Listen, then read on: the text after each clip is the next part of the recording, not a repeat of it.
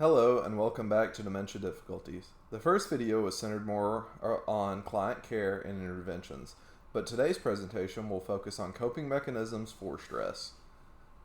Saying being a caregiver is difficult is an understatement. Many people don't realize the effort, time, and love it takes to do a good job. With how difficult caregiving can be at times, it can be a good thing to take your time and care for yourself. Making sure you are mentally well is one of the best things that you can do for your loved one. So let's dive into coping mechanisms, understanding and coping with the difficulty of caregiving. To begin, let's talk about mental health. According to the World Health Organization, mental health is a state of mental well-being that enables people to cope with the stresses of life, realize their abilities, learn well and work well, and contribute to their community. This is not a luxury. Mental health is a human right. You deserve to be mentally healthy and happy. How does caregiving affect mental health? Lazarus and Folkman studied stress in the 1980s, specifically how a person becomes stressed in their life as well as the factors that combat it. They found that stress occurs within the relationship between the person and environment when said person engages in a challenge that surpasses their ability or the resources and endangers themselves. The relationship goes into two distinct phases, including cognitive appraisals and coping. Following this slide, we will delve into how cognitive appraisals and coping affect caregiving. How does caregiving affect mental health? Part 2. A cognitive appraisal occurs when a person categorizes a challenge with respect to their well-being. Appraisal occurs on two different levels, including primary and secondary appraisal. Primary appraisal is an assessment of whether the relationship is troubling or beneficial. Secondary appraisal is assessing whether the individual has the coping resources to be able to deal with the situation. Coping is the individual's ability to tolerate, master, and reduce the demands created by a stressful situation. So, stress theory looks at the stressful situation, the resources available, assessment tools, and coping mechanisms. Essentially, what the study is saying is that when we will look at a situation or challenge and deem it too hard or we don't have the resources, we get stressed. It can be very easy to see how when placed in a caregiving situation with someone with so many needs that the caregiver may end up feeling lost, overwhelmed, or scared. Our goal is that even though we may not have chosen to be caregivers, that we learn the coping mechanisms and get the resources we need to be successful at it. Now that we know why stress occurs, let's dive into some mental health symptoms that you may run into as a caregiver. Symptoms of stress. 1 in 3 people act as informal caregivers and oftentimes takes a wide range of responsibility and stress. Symptoms of stress are the following: anger, denial, social isolation, depression, lack of concentration, and irritability. If left unchecked, an extensive amount of stress and time can lead to burnout. The amount of stress and time for burnout to occur is unique to each person. If you are under stress, it is important to watch out for the progression. Symptoms of burnout. Burnout syndrome is a response to extreme intrapersonal stressors over a period of time caregiving. The effects of burnout syndrome are the following: emotional exhaustion, depersonalization, reduction of personal fulfillment, exhaustion, anxiety, insomnia, and pain. The earlier stress or burnout is treated, the better. Do not wait and try to power through it. Your mental health is serious and it will benefit you as a caregiver in the long run. If you feel as though you may have depression, burnout, or other serious mental difficulties, make sure to contact a healthcare professional and get this treated as soonly as possible. Once again, your mental health matters. Now that we know why stress occurs, symptoms of it, and the progression into burnout, we will now talk about some of the coping methods and strategies that can be beneficial in reducing stress and throughout your caregiving journey. These are not necessarily for everyone, but we will cover a wide range of coping strategies so that hopefully you can find one that is effective to you. Mindfulness and meditation is an intervention that is increasingly becoming recommended and has been shown to be effective as a tool to improve well being among people with chronic illnesses and under mental stress. Meditative interventions is a broad group of techniques including yoga, tai chi, open awareness meditation, focus meditation, mindfulness meditation, and more. For this presentation, we will focus on mindfulness meditation with a demonstration video on the next slide. This slide will be sent to everyone, so feel free to play it any time that you need, and I will walk you through what mindful meditation is and how to do it. So slide 9. If meditation is not your thing, we have a variety of stress relieving activities. Keeping a journal has been shown to have a positive impact on caregivers. The study referred to in this slide explores the impact of keeping a good things diary, or GT diary, of caregiving on caregivers' mental health. The study showed a reduction in burden, stress, and elevation of a positive mood in a caregiving group utilizing a good things diary. In the study, caregivers were relatively free with their journal. It could be brief, only taking 5 minutes to complete, and did not have to be completed every day. For the GT diary, the only requirement was that it needed to be positive. This provided a new positive outlook for many of the caregivers. You can emulate this study by keeping a diary of your own and writing about the positive experiences, such as speaking as to how well you handled a difficult caregiving situation or that you made your loved one very happy by drawing with them. It can really be anything, and can even be a fun thing to look back on in the future, sort of like a positive memory book. Staying physically healthy. Physical challenges. Caring for someone with dementia requires a high level of physical activity. Chores, transfers, and helping your loved one physically can all have a significant impact on the body. In addition, stress, lack of sleep, and body mechanics can all lead to physical ailments for the caregiver or invisible patient. Thus, it is very important to make sure to find the time to take care of ourselves through our caregiving journey. Staying healthy. Having good sleep hygiene, exercising regularly, and eating well can reduce the chances of caregiving having a negative impact on your body. Exercising can be enjoyable. Whether you like yoga, pickleball, walking, or anything in between, find something that you enjoy and build a routine around it. Creative and expressive outlets. While previous slides have been more specific to a certain activity, engaging in a creative and artistic outlet has proven to be very effective at reducing stress. According to Phillip, 2024, participants engaged in visual arts, writing, and music-based activities. After 10 months with 1 hour session weekly, stress improved by 80%, anxiety by 69%, caregiver burden was reduced by 57%, and depressive symptoms were reduced by 31%. Regardless of the creative task the caregiver engages in, as long as they enjoy it and it's engaging, it has been found to have a positive psychological impact. So, just pick what you like. There's really no right or wrong or specific activity that's proven to be way better at reducing stress or burnout. It is all unique to the person. Try different activities and find what you enjoy. Now that we have covered some of the activities to reduce stress and burnout, we will move on to coping mechanisms. Accepting your emotions is crucial to maintaining a happy and healthy mental state while caregiving. Hidden emotions are often ignored, leading to burnout. Emotions such as despair, weariness, and loneliness are common amongst caregivers and need to be addressed as soon as possible.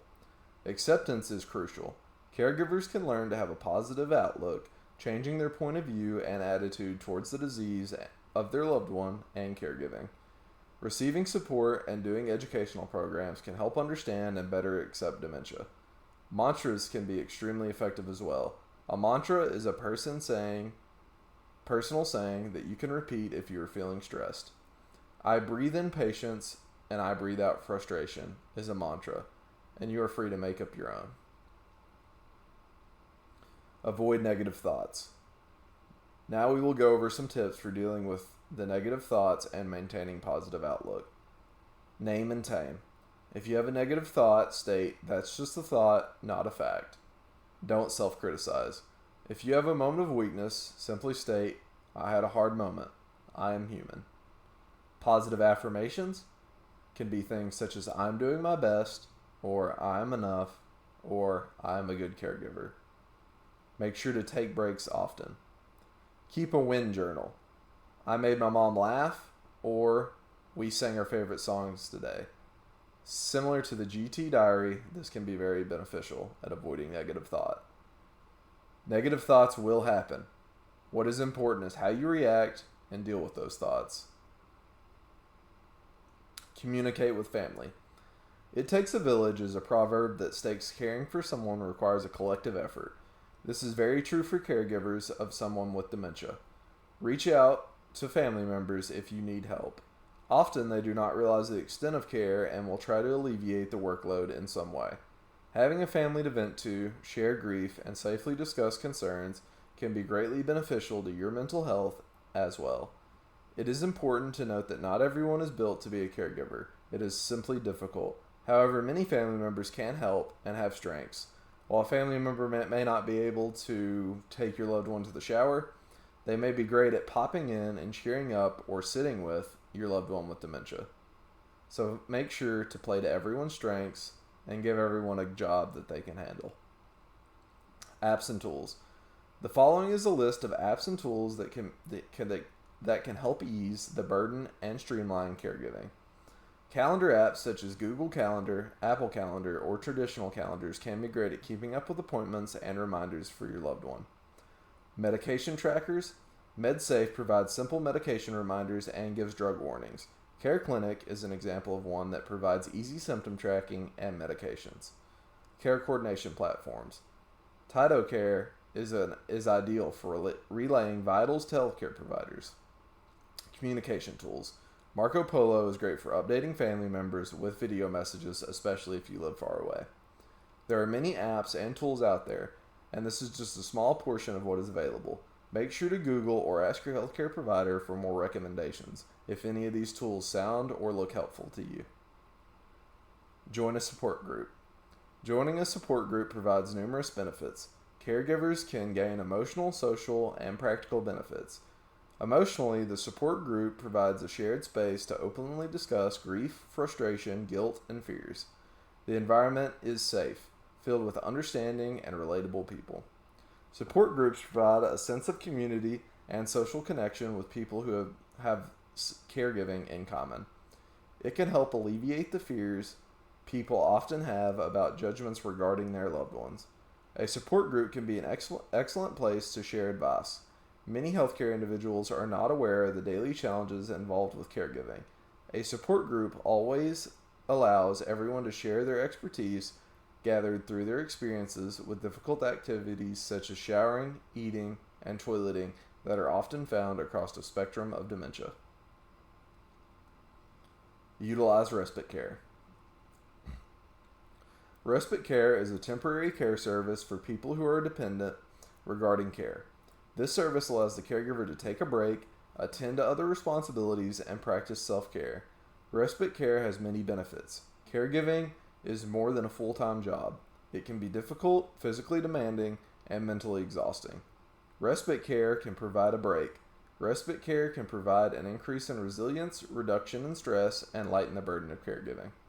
Are just some of the couple key benefits. Now that we know what respite care service is and its benefits, let's go over how to find one. Directories. Sites such as Elder Care Locator will connect you to a respite care service in your area.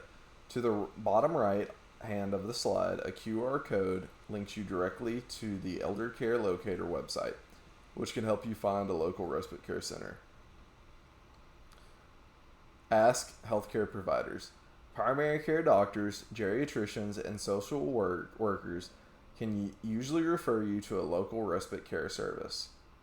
Contact local organizations. Google local contact information such as the phone number or email of a local service. Online platforms and reviews. Make sure to look at online reviews and speak to others so you feel comfortable with the respite service. It is important that you feel good about leaving your loved one in the care of others for however long you may need. Connect with your community. If you take anything away from this presentation, know that there is no shame in connecting with others for help. Call 1-800-272-5252 3900 to get in touch with the Alzheimer's Association local chapter to gather information about local support. I would like to leave you with a quote to end this presentation. It is important to remember that even though caregiving is stressful and difficult, you truly are doing the kindest thing for another person. Make sure to value hugs over hurries as the best that you can. Thank you so much for joining me today, and I hope you learned activities that can help you reduce stress, cope, and some valuable resources. On the following 3 pages are the resources used for this video. I hope you all have a great day, and thank you again for watching.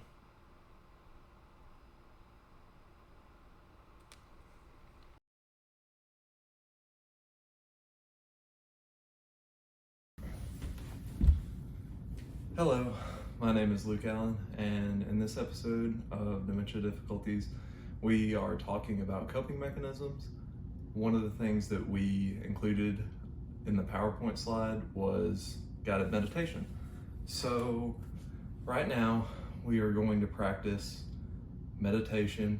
You can follow this along whether you're on the bus, sitting at home, in the car, anywhere where you have a spare couple of minutes. Which is a lot to ask for, as caregiving is pretty much a full-time job. But any spare moment that you get can be sort of meditative. So we're going to try to keep this video short, just a 5-minute meditative session. So the first thing I'd like you to do is just sit here and close your eyes. You're going to take a big breath in through your nose.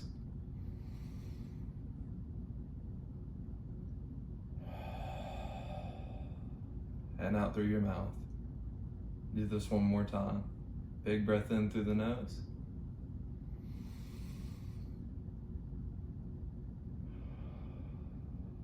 And out through your mouth.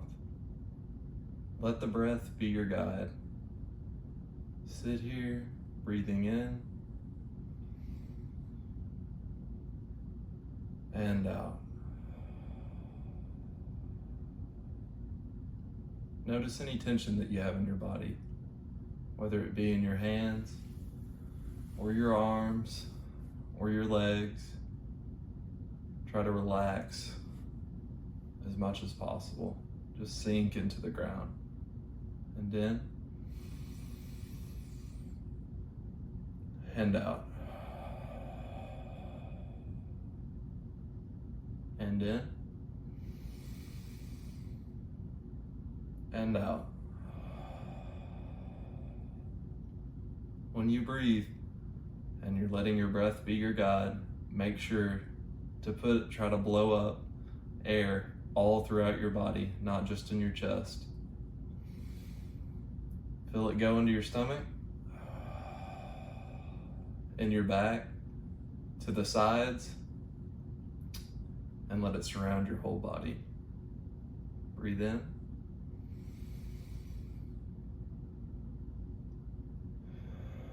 And breathe out, letting go of any tension you felt today. Now your mind may start to wander. That's okay. You can let it go wherever it needs to go.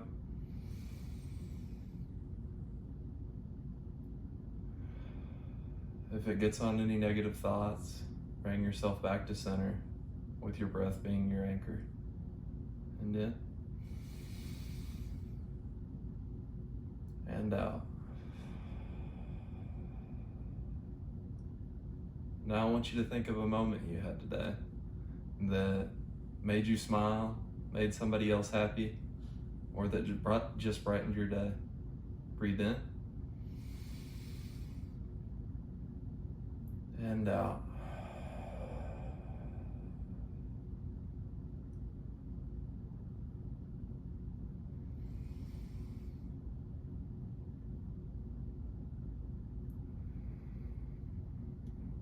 It can be hard with as busy as things are with work, caregiving, and anything in between to let go. This is your time and you deserve it. Breathe in. And out.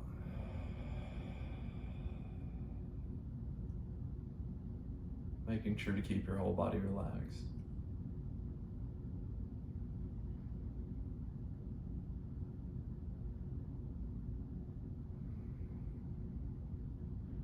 to go silent for a moment. Just let your breath be your anchor.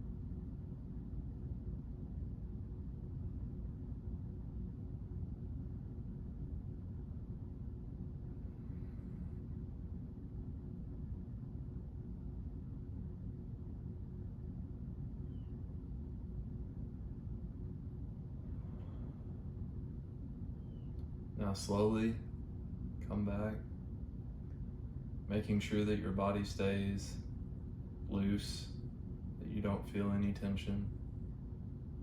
Take a few more deep breaths, deeper than any breath you've taken today.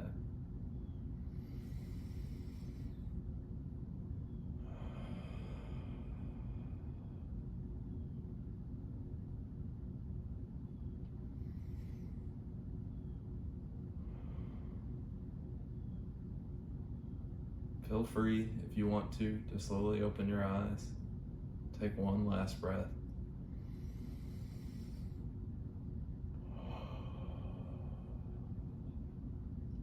And now that you're relaxed, refocused, and recentered, I want you all to have a very, very good rest of your day.